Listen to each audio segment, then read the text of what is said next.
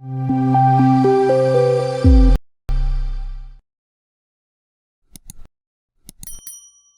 what you're there for, because that's where you learn exactly what you want to do.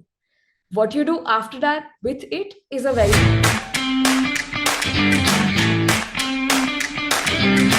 Hi everyone, thanks for tuning into another episode of Design with Tej. In this episode, we have a very special guest with us.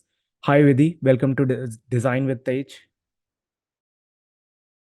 Hello, I am glad to be here. Thank you for having me. So Vidhi, how was your day so far? It's been great. It's a nice Saturday. I watched a bunch of cool movies. So, yeah, so far, so good. That's wonderful, Vidhi. If you could share a brief about yourself to our viewers out there. Sure. So, I am Vidhi Shah. I am a video game designer at one of the biggest game companies in the world. It's called EA, if you've heard of it. And I work on this racing game called Need for Speed. So, yeah, that's what I do. So Vidhi, what was your journey into design? How did you start? Very interesting question. So I am a video game designer, but unlike every other video game designer and iPad kid in the world, I did not grow up wanting to be a game designer. In fact, my parents were really strict and they never let me have like a console or anything. So the first time I played a real video game, that the kind of games that I work on today, was in college. So that's where I discovered that, hey, this is something I could possibly do really well. So that's how I don't know, was introduced to it. But like ever since I was in school, I was pretty sure that I'm more inclined towards artistic things. I knew I didn't want to go like the traditional science or commerce route, because I don't like math, dude. So yes, it was that. But I did know that I wanted to do something creative. I had a certain knack for logic and problem solving, and design, by definition, is the intersection of creativity and problem solving. So it just made sense. So it made sense, but everyone grows up writing those essays about what they want to be when they grow up. I always wanted to be a writer. I did a lot of poetry and short stories and stuff like that. And I thought that's what I'd be, but I don't think parents are really happy about their kid wanting to do something like that. So it just seemed like, if I could find something that would take the best parts of this and yet be like a great thing in terms of longevity and rate of success, and also the amount of income that I could get to have like a good comfortable life.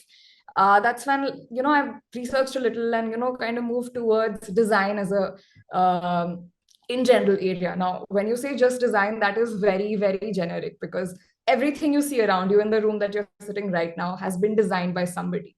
So it's because that design exists in so many different ways, there are so many smaller niche topics that you could possibly end up finding something that resonates with you very easily. So that's how I chanced upon design. And within design, then, because creative writing, a lot of like communication design and visual, like, what is it called, graphic design and stuff like that, was suggestions I got. But the more I read up about it, and the more different fields I learned about, it just seemed like maybe by the time I reached college, there would be newer, smaller streams that would open up. Like it was booming that fast.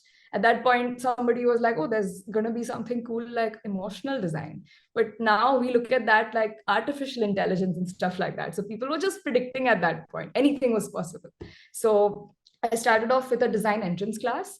They're really big right now. The way there's engineering coaching, there's also design entrance coaching, because it's a highly competitive exam. One of the most difficult ones to get into being NID, which of course I didn't crack.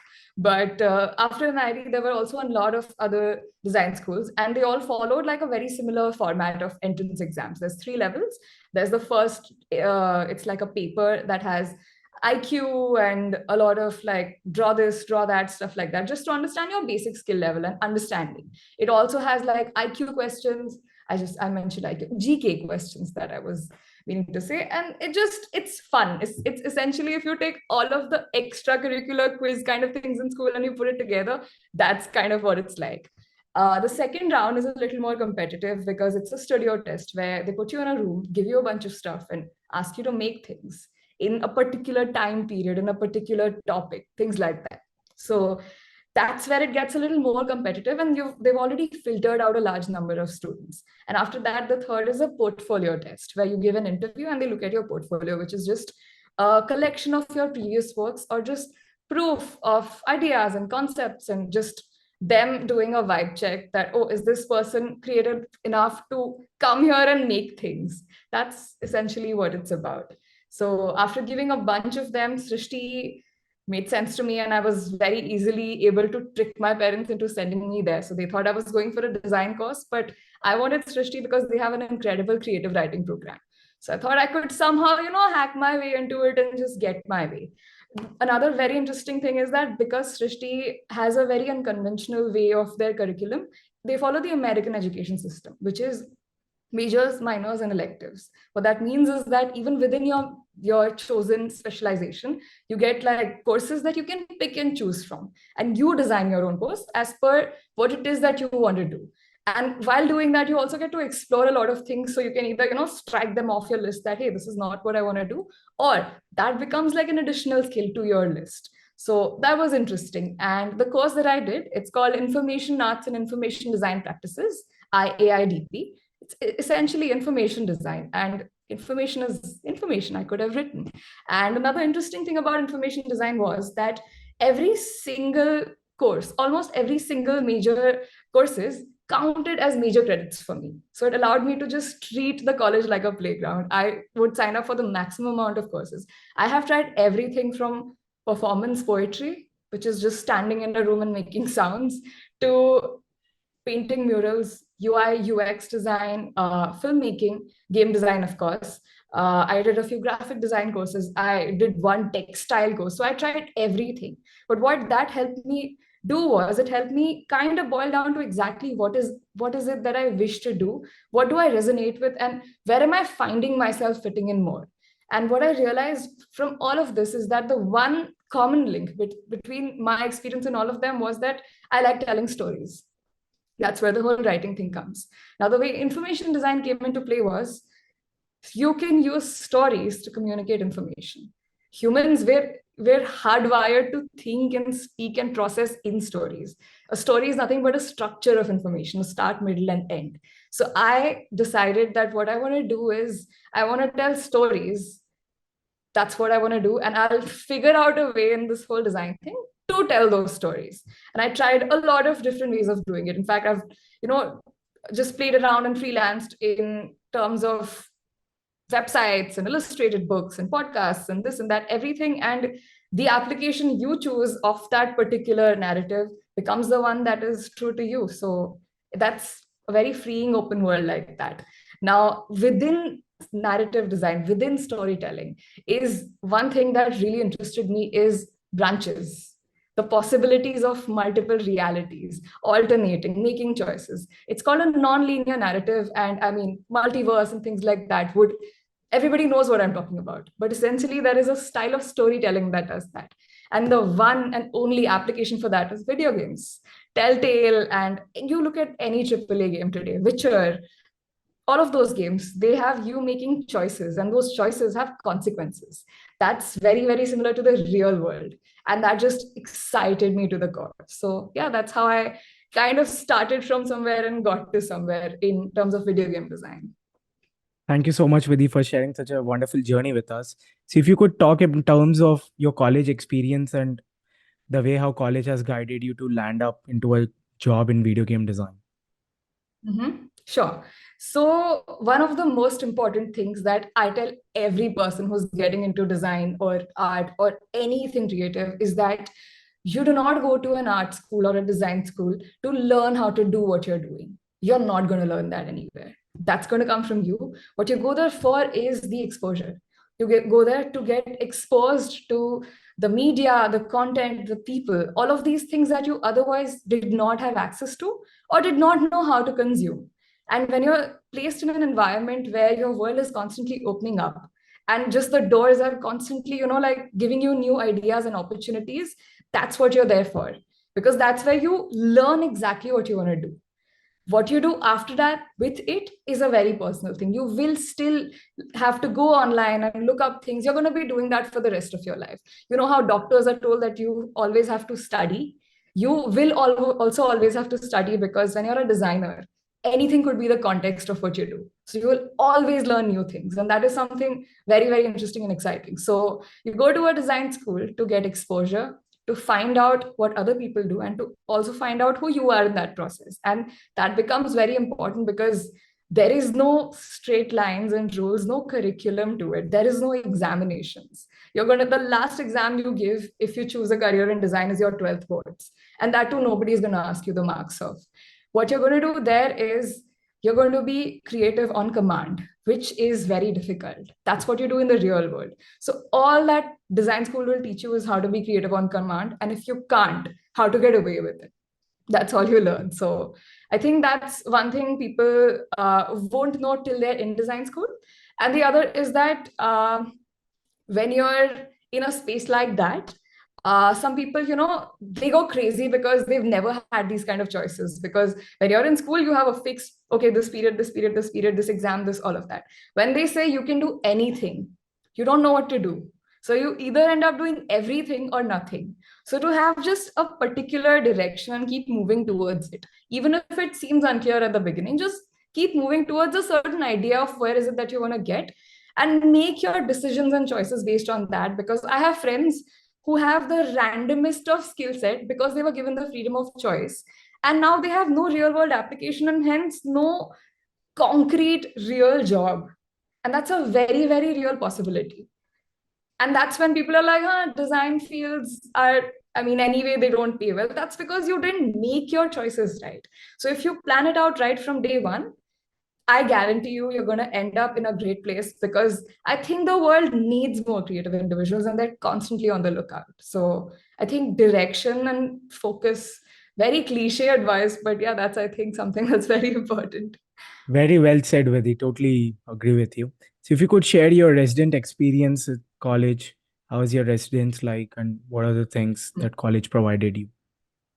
So I went to Srishti, which is Srishti Institute of Art, Design and Technology. It's a college in Bangalore, a little outside of Bangalore, in a small town called Yelahanka. So when I was in college, we did not have a campus with hostels. It was just a bunch of buildings, and we had affiliated PGs.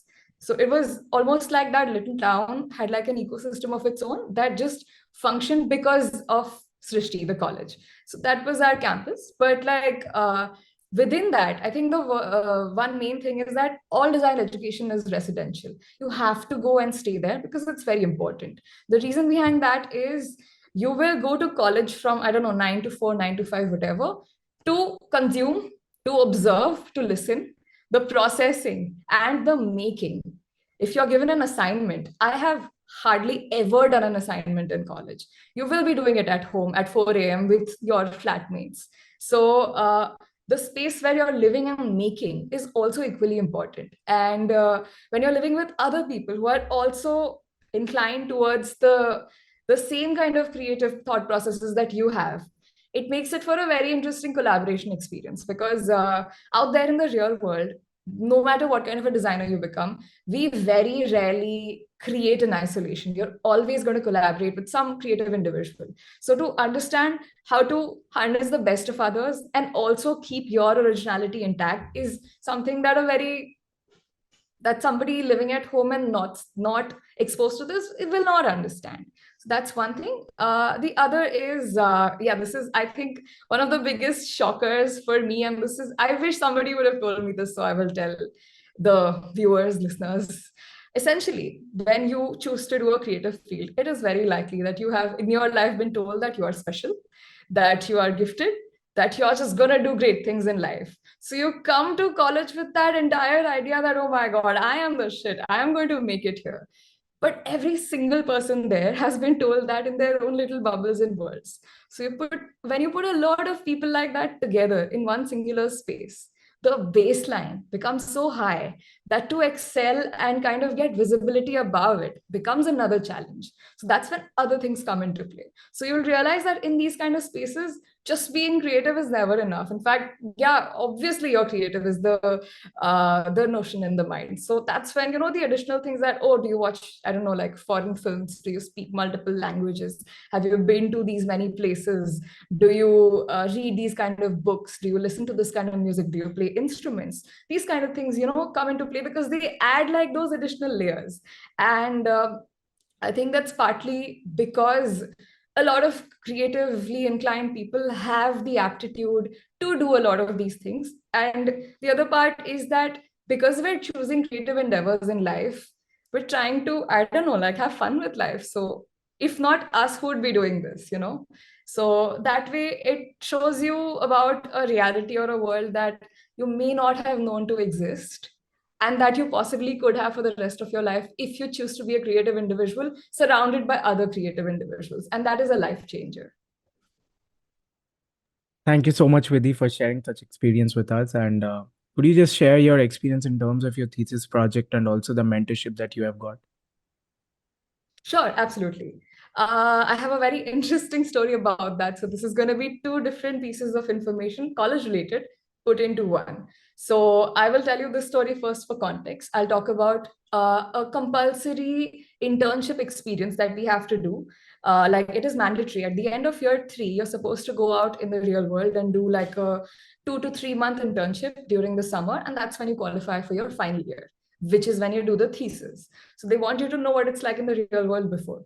So when I applied for my internships, the one place that I decided to go was a very interesting company. It specializes in trying to privatize and commercialize space travel, which is something I had never heard of. So the CEO is a very brilliant lady. She has worked with ISRO and NASA and Boeing and just done a bunch of really cool things. She came with a very interesting and fresh outlook towards the whole narrative, which is why she was looking for a narrative designer. I applied as a narrative designer because I had decided that information is one layer, but I will be a designer who designs information through the lens of narrative. And she really liked that pitch. So my resume had that pitch in the way I designed it. And hence she kind of reached out to me. So she used to say that, when I say astronaut, what is the first thing that comes to your mind? Imagine an astronaut on vacation. It's a white dude in his, I don't know, like 30s, 40s, middle aged at a barbecue with a beer in his hand or something. We all imagine this. You know why? Because NASA, it just puts out its stories really well. Hollywood does a great job of putting out NASA stories. So we've all got the same visual in our mind. What she wanted to do was she thought that anybody else should be able to see themselves in that cutout instead of just a white person. So we need to collect stories about exploration missions from the rest of the world, from Europe, from Japan, from Russia, from India. So she had me collecting all of these stories, understanding the math, the physics, the geography, the history, every single aspect of it, and then designing it in a way that a layman could understand it. So that was, I think, one of the most amazing experiences I've ever had. And that also shaped my practice further in understanding what truly matters when you're communicating information, especially something this important. So after my internship with her, when I came back for the thesis project, Srishti, like a faculty, reached out to me and asked me how I found how I found her contact because they've been trying to get in touch for years or something. That was a very big pat on the back moment. But after that, they reached out to her to be a visiting faculty for a thesis project that, surprise, surprise, happened to be mine. So she came on board with that kind of a perspective that I was aware of. And our project topic was anthropogenic climate change, which means climate change that human actions or human intervention to nature has caused. And we had to just create something that would somehow create awareness about it. Now, because I like communicating through narratives, it's important to understand how narratives work and how we use them. So essentially, what I did was I tried to understand what it is that we understand of climate change. And the thing is, it's not a new topic. We've all read about it in our textbooks. We all know it exists. We all know it's been there for ages, but we refuse to do anything about it. That's because it's all news to us, A. And B, we always believe that it's just something that happens to somebody else maybe 100 years later. And no matter what year you ask people, they'll always say it'll happen 100 years later, because 100 is a good number that we can process. So to remove that kind of a disconnect or dissonance, it's important to, instead of just, like showing it off in their faces, just very subtly slide it into their reality. So I created a narrative where there is an imaginary world, that is a forest, where everything wrong with our world right now are rules of that world. It's always been that in their world, just so we can see the difference. And this narrative, this world is viewed through the eyes of a 5-year-old girl who lives in a house that is flooded 6 months of a year. So 6 months, there is, her house is just flooded, and how she lives through that reality, so that we understand how much of a shocking reality that is. Because I kind of collected a lot of these stories from real people and real documentaries and stuff like that, and kind of wove that into the story. And so yeah, it's just that a thesis project can do multiple things. It can land you a job, it can make you realize what it is that you want to do, or how you want to take your practice, or what is it that you absolutely don't want to do. But to me, it helped me shape my practice and understand how it is that I exactly want to use my skills. And it just makes sense through an interactive medium like games, because you play and you live through that reality. So yeah, that's my experience. Thank you so much, Vidhi, for sharing all these great insights with us. So, in conclusion, wanted to know, how did design education shaped you into a better designer? Interesting question. I can't say that I'm a good designer, but I'd like to believe that. But essentially, design education means a lot of things. I am privileged enough to be able to afford an education like this, which I know a lot of people cannot. So I've tried to make the most of it. In fact, I've gone a little overboard and taken a few classes more than I had the capacity to. But I believe that design education is there's a Robin Williams quote from Dead Poets Society that everybody likes to quote in design schools, that, medicine and law, I'm completely screwing up the line, but medicine, law, and all of those are noble pursuits, but art, music, poetry, that's the things we live for. And it just felt like going to a design school got me closer to those things and made me realize that we live in a great time with very little war and very few problems. And while it's a great time to be alive and I can choose anything in the world, I can choose art, I can choose design, I can choose to create something beautiful out of nothing, solve problems, and make the world a slightly better place for people. And it just feels incredible being able to do that. And I think design education made me realize that, because I didn't watch Dead Poets Society till I went to college, so it's like a circle.